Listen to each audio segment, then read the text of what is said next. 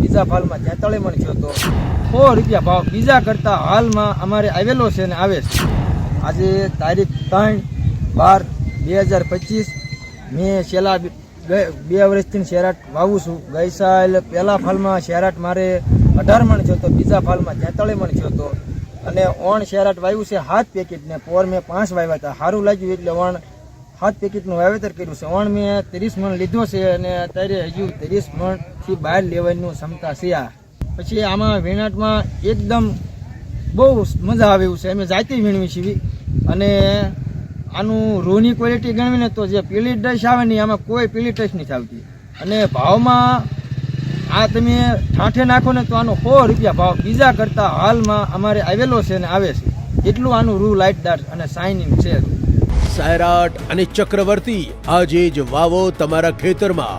જોડી નંબર 1।